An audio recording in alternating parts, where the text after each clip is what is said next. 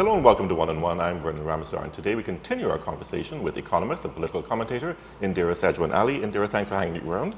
Thanks for having me. Well, thank you. We left off on the last program on ad hoc governance and what seems to be a model of governance in Trinidad and Tobago, which is ad hoc governance. Do you think we can ever pull out of that? Given that we're operating with the same two political parties, as you mentioned, all the time, and they seem unwilling to change their methodology. Well, so I think we've established if we want to come out of that, one of the important things we need to change the way we vote a government into place. We need to seriously explore things like proportional representation. We look at Guyana, for example. You will see that Guyana, in my view, really leaps and bounds ahead of us politically, even though economically we may be doing better. But I mean, certainly we need to look at what they're doing, and they're doing something right. Because in a very short space of time, you had a third political force emerging and really being able to, because of the type of voting system, able to leverage significant power. And unlike when you compare what happened in 2010, there was a coming together in order to win the election, but post the election, it's almost as if all the power really reverted back to one particular part of the whole. And as if, or is that just the reality of it? Right. You're being diplomatic, I suspect, to some extent. I'm trying. So yeah, so that is what our reality. Whereas in the case of Guyana, people were unhappy with, for example, the number of ministries that were awarded to the third element in the coalition, and they had to react to that, and they had to do something about that. So here you have that party is able to actually have a stronger say in actual governance in office, unlike what happened in 2010 with respect to the COP, for example. And there was so much expectation that the COP and its more intellectual element would play a greater role in governance, and we didn't see that actually happen in implementation. Okay, so that is one critical factor. Proportional representation. That, yeah, certainly. Although we did see it at local government, but it's been since, I guess, it's been determined that it's not particularly useful. But we're talking about, we're talking about national Yeah. governance, and I think it is very critical there. The second issue is in terms of a development model, yeah? And I don't think it is that we need to say we're going to copy a Singaporean model or anything of the like. As a people, as an independent nation, bright people, I think we need to step back and we need to have a conversation in this country with respect to what does development mean to us? What are the evidence of development? What are the institutions that we require in order to have the kind of development that we want? And it doesn't have to be defined by somebody and some external factor out there. It has to be defined by us. Obviously, it must be informed by best practices that are taking place around us, by things, and cause we don't need to be reinventing the wheel in many instances. But that conversation has to take place. Because one has to presume that even though we're constantly talking administration after administration about the Singapore model, when Singapore created the Singapore model, they weren't modeling it on somebody else. That's correct. They did it for themselves, based on the exigencies that existed at the time. And where they wanted to take the country, understanding what their critical resource factor was, their human resource, understanding that they didn't have the benefit of other kinds of resources, as in the case of Trinidad and Tobago. And therefore they had to create a development model based on what they had and on what they saw the world needed and what they could supply. And what they were capable of doing, because they have a different That's system of governance to us as well. Very true. So it's all of those factors. So we have to be realistic to what we have, and then we have to develop a model to suit that. If you take, for example, the way a government comes into office and the way ministries are set up, I mean, sometimes it's as if no logical thinking goes behind it. For example, in my view, you have to decide what the fundamental principles are on which you are going to govern. So if, for example, the issue of environmental sustainability is important, in order to ensure that you realize that, is it that you need a ministry of the environment? Or is it that you need to ensure that environmental sustainability is an underlying platform that transcends every critical ministry that you do in fact set up? So if you have a Ministry of Tourism, for example, environmental sustainability must be a key success factor of your tourism development model. So that I do not see that you need a Ministry of the Environment, because what that tends to do is do what we currently have happening. We operate then in silos.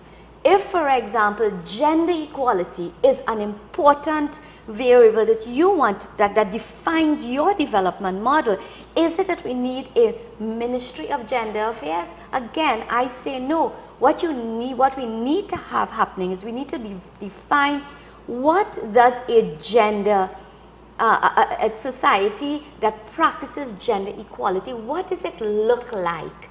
What does it governmental structures look like in terms of portraying gender equality, not in a superficial manner, but in a meaningful manner that can lead to development? So we're looking at foundational principles as opposed to compartmentalized ministries. Precisely. Right. And in my view, though that is the kind of conversation that is what the platforms should be speaking to me about. It should be painting this developmental picture that is based on these kind of fundamentals. Youth, for example, and the incorporation of youth into your development model and ensuring that you're always sensitive and sensitized to it. That is another factor. So again, do you need a Ministry of Youth Development? Do you need a life sport? Wasn't life sport targeted particularly to youth and to the youth crisis?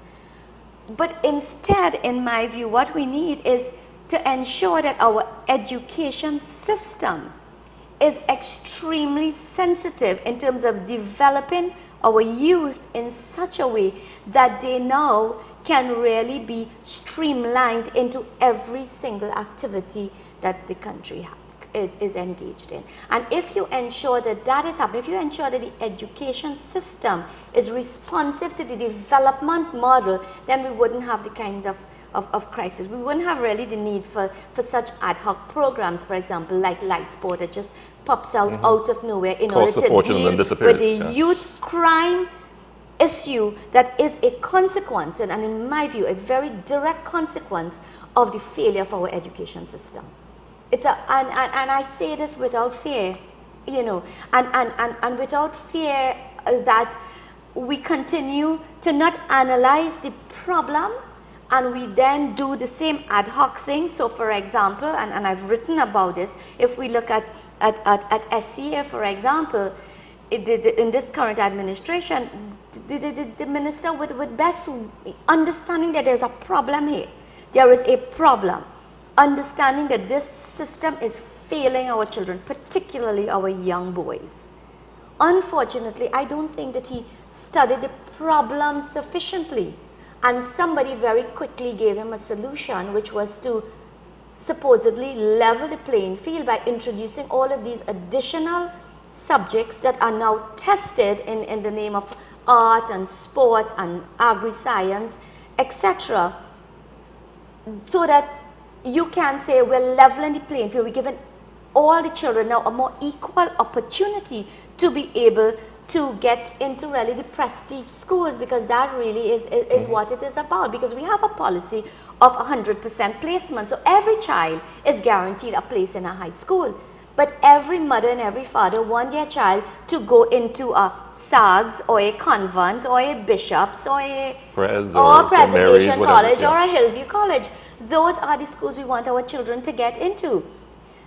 But the solution that was proffered is not doing anything to deal with that problem. What it did, in fact, is to create additional pressure on children, on parents, on teachers. That is what, and it has not changed the outcome.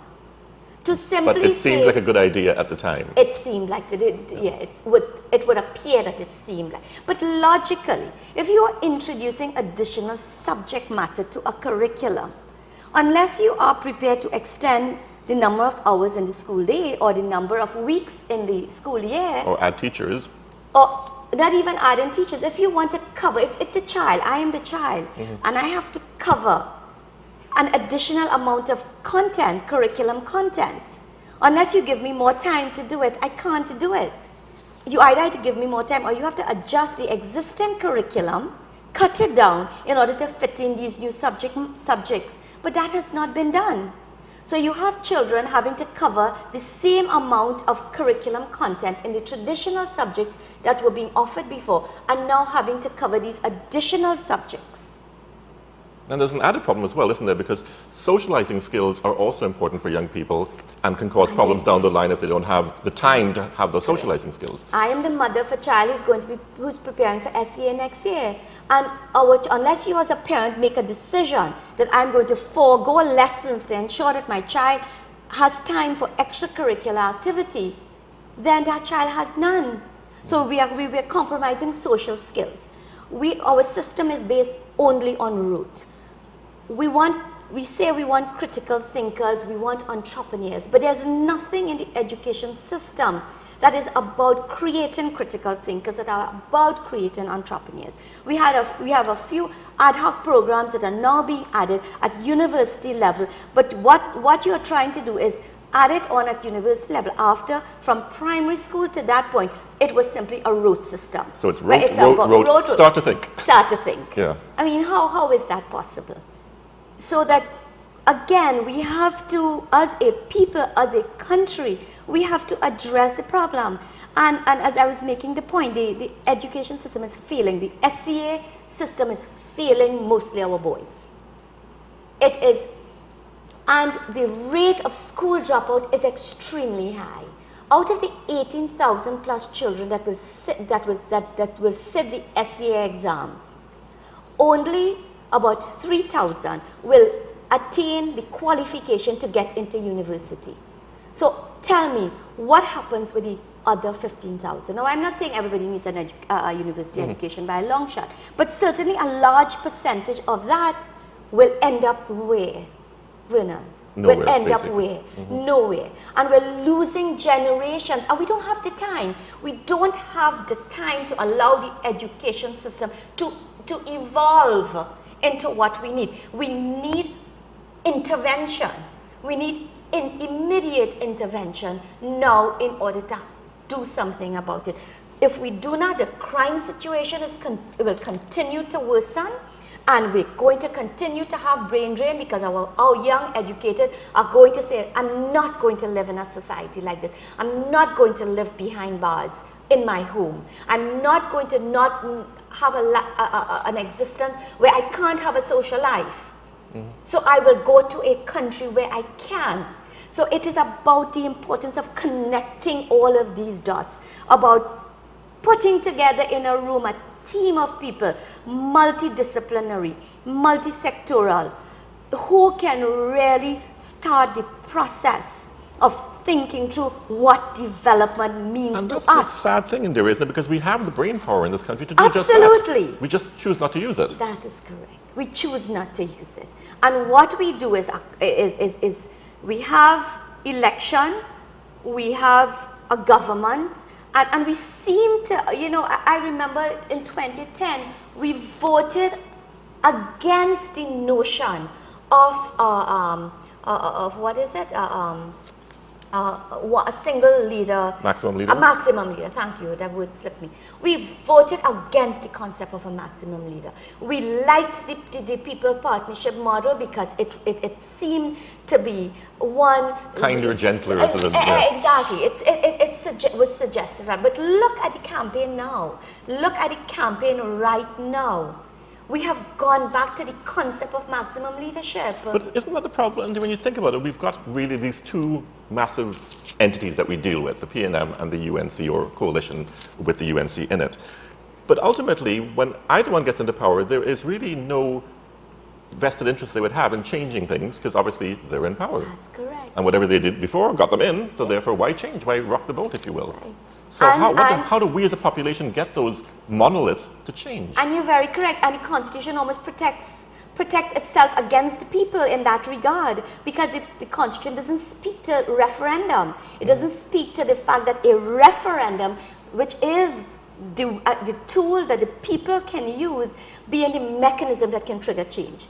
The only mechanism to trigger change to our Constitution is majorities in the House of Parliament. So only those few people that we put into the parliament chambers are the ones that can choose to change it or choose not to change it. And what we have seen is, even though campaigning took place heavily on the commitment of constitutional change, when that government came into office, even with a sufficient majority to make some amount of changes, it didn't happen. So what does that tell us? How are we going to bring about real change in the society? And even as you mentioned referendums, Stephen Cadiz was the king of referenda. Absolutely. And all of a sudden we haven't heard a word from him about referendums lately. Or about changes to the constitution, which you are now in government, in a government, in order to be able to bring about. These things worry me. I hope promises it worries versus you delivery. too. Well, Yes. what I found puzzling was, I mean, we had all the to do with Manning when he had the election date in his back pocket. Yes. And then we had to talk of this government coming in, talking about fixed election dates, which you mentioned earlier. But the same thing happened this time. Same thing happened again. I'll tell you when I'm ready to tell you, kind of thing. That's right. Yes. So there's an inconsistency So- between promises and delivery. Yeah, so it is as if the more things change in Trinidad and Tobago, the more they stayed the same, not in the best interest of the people. And the challenge is, how do we do that? How do we, the people, come to the understanding that the pecan is not important? You know, I looked at the youth parliament that took place, and what was disappointing to me in it is that even these young people seem to think that the way they have to carry themselves on the platform has to be this kind of fiery, shouting down kind of way. And what that tells you is that they are only learning from the role models around Funny you mentioned that, because I was them. listening to it in the car radio, and I thought the same thing. This is sort of sad that they're sounding exactly like their adult counterparts. Because we need change. We need our parliament and the conversation in the parliamentary chambers to be such that it is about the people's business. And when I talk about the people's business, I don't talk. To me, it is not about keeping me and my children and my grandchildren on the menial handout on OJT, on CPEP and URP. It is about how you have a conversation, how do you use and transform our legislative framework and put the kinds of mechanisms in place in order to give me a sustainable future, one in which I can own a house and I can own a vehicle, I can educate my children, and I could see them moving up the social ladder, and I do not have to depend on a government. And a little bit of the conversation that I am hearing in terms of what is being offered on both sides, and then on the third and the fourth sides as well. Again, it's about the handouts. It's about the handouts, it's about what we will give to you. And I think people, we don't seem to understand that it is our money that governments use in order to do these things. They use our money to keep us dependent, rather than using our money in order to transform the society and secure our future. We have about 7 minutes left, and I think one of the things that I often wonder about in terms of the electorate is, if you look at the two existing major parties that we have going on, let's say the way we'd look at the Democrats and the Republicans in the US, other than a certain sort of racial lean on both sides, I could find very little to differentiate the two parties. Is there any major difference between the PNM and the UNC when it comes to policies or general administration? It's in my view 6 of one, half a dozen of the other. 6 of one, half a dozen of the other. And unless something happens to change the dynamics, we come back to the issue of constitutional reform, we will continue to have the same thing. And so what we have is when the electioneering takes place, there's a criticism. There's a criticism of what the other person or the other party do, and I will not do that. And then when they get into office and they do much the same, the response is, well, they did it worse than we did. So it is, you know, it is justified on that basis. Yes, what I might be doing might not be right, but they did it worse. You know, where's the moral compass? What is the message that we're sending to our young people?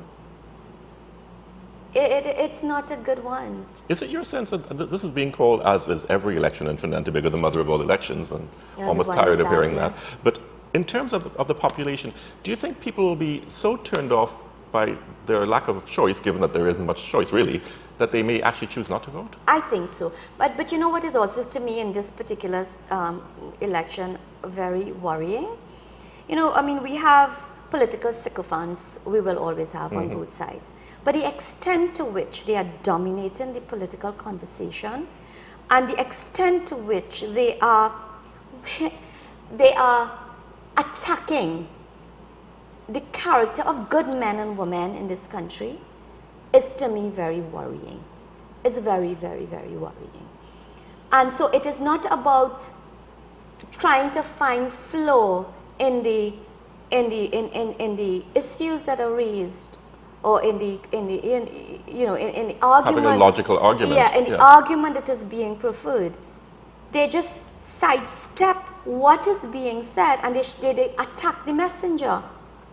So they deflect totally from us being able to put out there in the public domain the importance of the issues, and they then attack the messenger. But you know what's even sadder than that, Indera? Yeah. It is a form of savagery, and it should be corrected at the political level. Absolutely. But when you look at the platforms, they're doing exactly the same thing. The same thing. So there is no check and balance in the system. There's no check and balance on the platform one, and then those sycophants who are obviously toting political lines. I think there's a role for political leadership to distance itself from it and to say, no, this is not right. This should not be happening.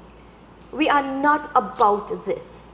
Because you know what that does is, to me, we were, in my view, the political maturity was happening. And more we were getting independent voices coming out and putting in their 2 pence in terms of how they think governance should happen. You know, being prepared to criticize whoever was in government or whoever is in opposition. What you say, if you say wrong, it's wrong, and being able to have that kind of discourse. But now where people's character and people's person, where that is being attacked, you may have people pulling away. It also creates a sense of one feeling threatened, because if you are sufficiently passionate about your political party, you may not just stop at simply attacking my character with words. You may go a step further, and that creates, especially in a country where crime seems to be the order of the day, so that when that kind of fear now starts to take root and grow, how are we going to mature as a country, as a people? Because you have this, the thing is almost being fueled by the political machinery, and there's nothing to throw water on and say, listen, this could burn out of control and hurt all of us. And in my view, it is getting there. When I read some of what I see, particularly on social media, some of it is very frightening. Very frightening. And there doesn't seem to be any mechanism to check it. And we must check it. And that's why I come back to the issue. We must have a conversation about what development means to us. You know, what do we want our young people to be engaged in? How do we value things other than just pure academia? It is not just the doctors and the lawyers and the economists who add value. So does the plumbers and the electricians, etc. How do we give sufficient value to this entire range of employment opportunities, so that we can have the mix that we want with the kind of value, so we can ensure that our young people choose one of these routes rather than choosing a life of crime, which seeming to be so much more attractive. How do we transform our education system in order to do that? How do we focus on diversification in a meaningful way, moving from simply throwing money at the problem, setting up institutions and thinking that would be the answer, sending people off to trade shows and thinking that would be the answer? How do we move away from that and engage in the kind of thinking and visioning and operational planning in order to be able to have the strategies in order to meaningfully transform our society? How do we think about the issue of political and national governance and determine what is the system that is best suited to us, we the people of Trinidad and Tobago, and what do we need to do in order to have that. Maybe we as the people may need to decide that we're not voting for anyone unless we get what is in our best interest. What we currently have from a political point of view, from an economic point of view, from a social point of view, is not working in our best interest. None of it is about the business of sustainable development. And unless we change the dynamics in these three critical areas, we will continue to be having a conversation about what if. Well, Indera, Sagewan, Alli, we're out of time. I always admire your passion and your intelligence, and I thank you very much for gracing our set for the last two programs. Thank you very much. Thank you very much for being here. You've been watching One on One. Join us again tomorrow for another edition.